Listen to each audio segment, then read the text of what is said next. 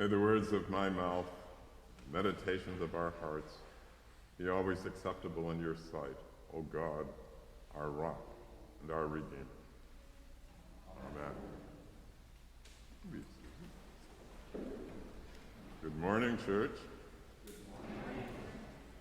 So today, we're logging another Sunday since we passed the point where pandemic statistics shifted in favor of public worship. The curve on our attendance chart has climbed noticeably. Math students have a term for that kind of point on a curve, an inflection point. And in the first months of last year's pandemic shutdown, we got some early hints that we would pass several inflection points before all was over. During that unexpected timeout, we started to see deferred maintenance projects that we could no longer put off or deny. We saw the beauty, like brilliant landscapes and skies that we hadn't seen for ages. In late spring, we saw something else. In 2020 spring, George Floyd's tragic death brought another deferred maintenance project into full view. A project that foreshadowed the aftermath of the condominium collapse in Surfside, Florida just weeks ago. George Floyd would turn out to be just one more body pulled out of the rubble of a collapsed, generations-old structure whose foundations had been built on the sands of white supremacy. His death under Derek Chauvin's knee marked another inflection point in the pandemic. It defied everyone who would still try to deny the legacy of our failed racial past. It made clear that any structure that is demonstrably unsafe for some is unsafe for all. So long as America is unsafe for Black lives, it is unsafe for all lives. The George Floyd inflection point meant that Americans must now decide how to respond to our history of racial injustice. Now, Surfside has had to shift from its first response strategy of rescue and demolition to a strategy of recovery and rebuilding.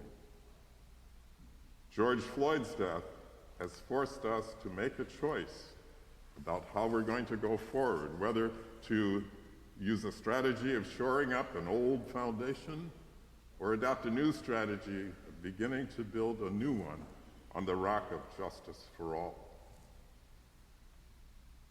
Now that's the bad news. Where's the good news? Hello, church. Are we not Americans who are also Christians? Christians who have been called for such a time as this? Are we not prepared to offer hope to this nation, to encourage it indeed to choose a strategy to rebuild its democratic foundations? Jesus says we are the light of the world, the salt of the earth. Do we have enough salt and light in us to live alongside our neighbors and spark their hunger and thirst, and to open their eyes to look for the justice that God yearns for all of us to embrace here on earth?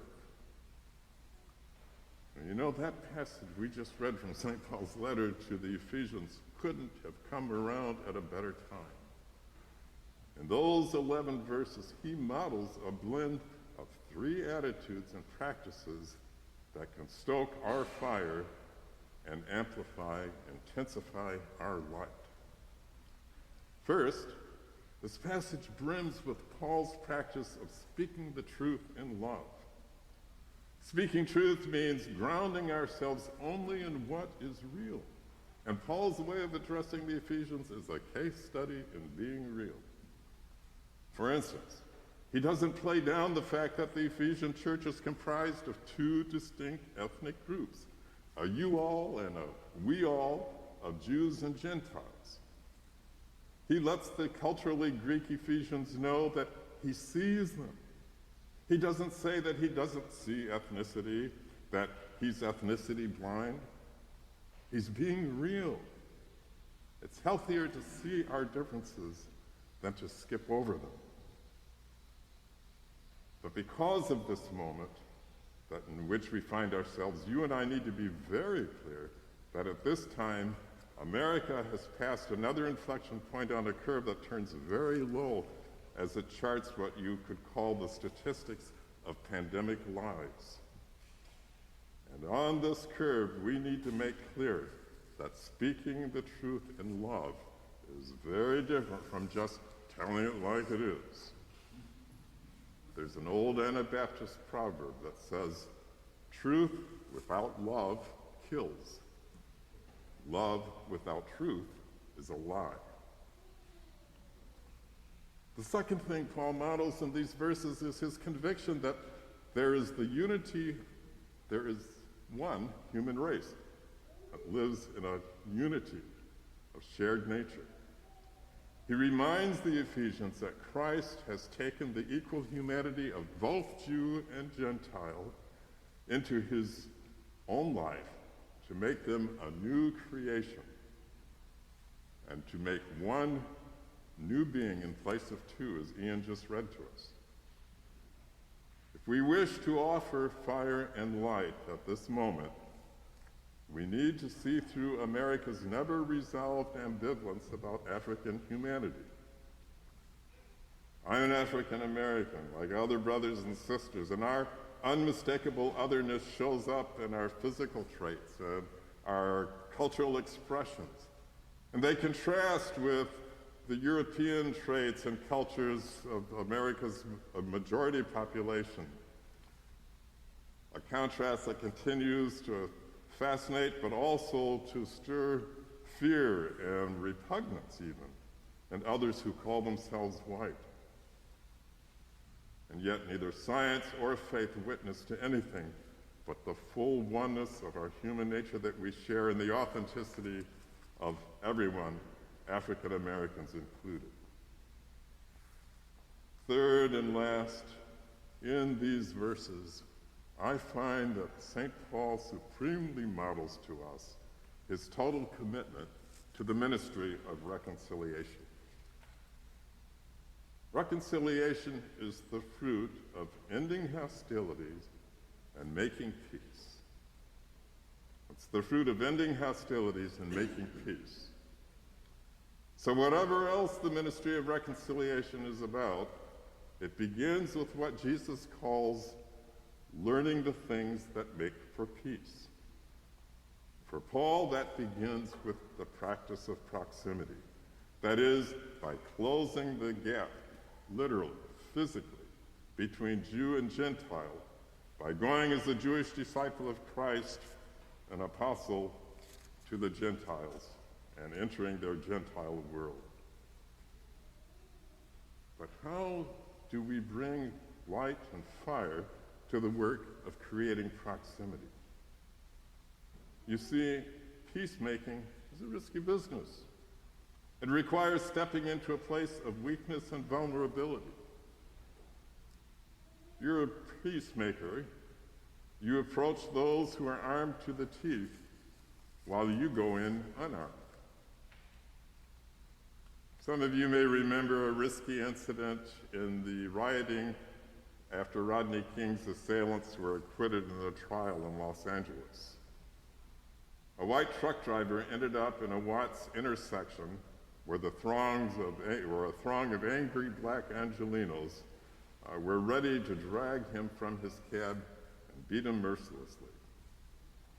Suddenly, a young, lone African American put himself between the crowd and that driver and managed to get him away from the throng to safety. It's an amazing story of peacemaking. But who wants to take a risk like that? In fact, I find that at this historical moment, reconciliation is getting a little bit of bad press.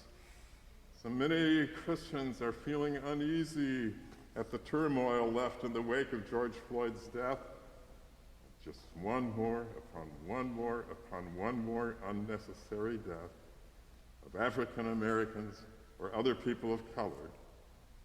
and are finding themselves reevaluating what it means to speak of ministry of reconciliation. My hunch is that it's the weakness and vulnerability of the peacemaker's role that make a lot of us back off of the ministry of reconciliation. It's hard to be weak. We don't like being weak, and we don't like looking that we are weak. And so maybe, as some think, conciliation would be a better word than reconciliation, because reconciliation presupposes a previous relationship that needs restoring. And what many would now say about racially broken America is that there never was a relationship in the first place. So what's to reconcile? I understand where that's coming from, but I also challenge it. You see, enmity, being enemies, is a relationship. It's a hostile, death-dealing relationship, but it is a relationship. Enmity is a relationship. And it's one in which Jesus looks at us disciples and says, if you're going to follow me, you pray for your enemies. Our American heritage includes a pattern built into law, built into social attitudes, that in fact declares and establishes a natural enmity between our two groups. Those of us who call ourselves black and those black,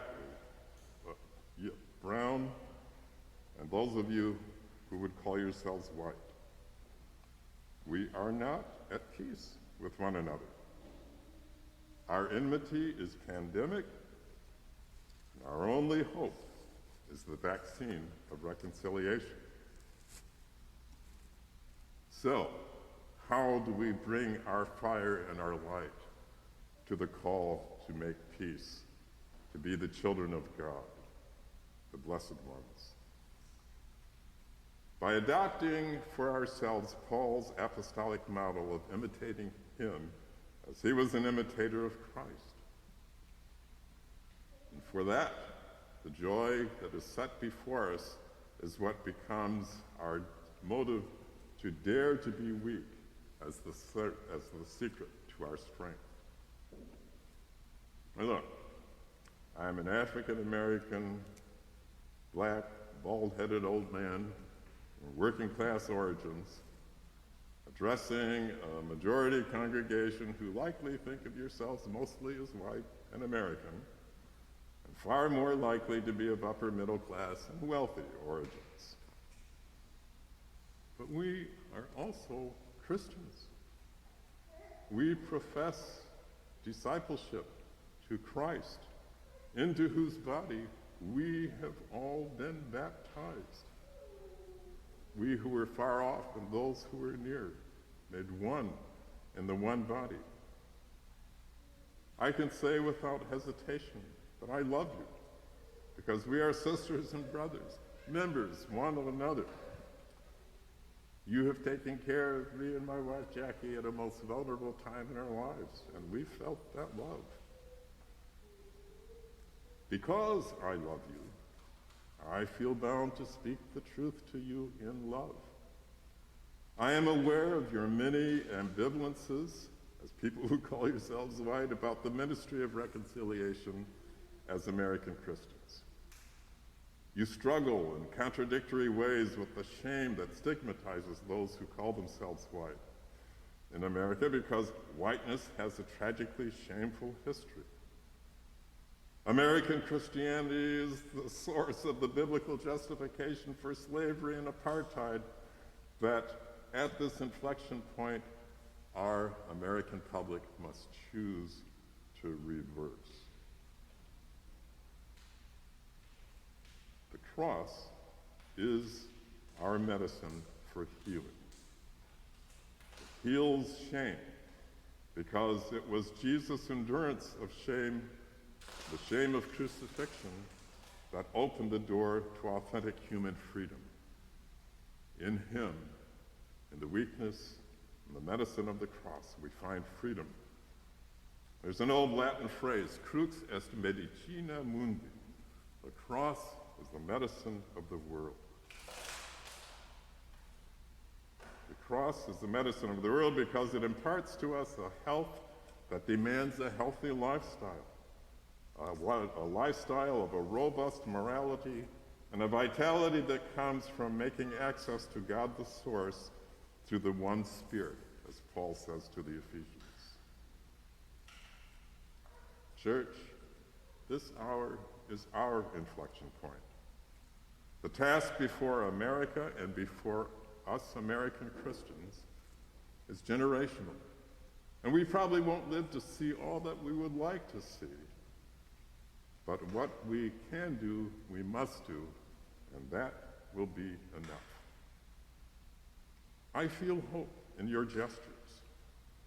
I feel hope in how you've entered into sacred conversation about these very themes. I feel hope in your effort to contribute to tearing down the dividing wall of hostility at Alter Road between the Points and the Jefferson-Chalmers corner of Detroit. I honor your growing desire to learn the things that make for peace. And so I invite you this day to open your hearts to God, to one another, and to all who cross your path, to let light, to let warmth and fire go forth, and to receive the same as we exchange it between one another, but also to dare to stand firm for the ministry of reconciliation.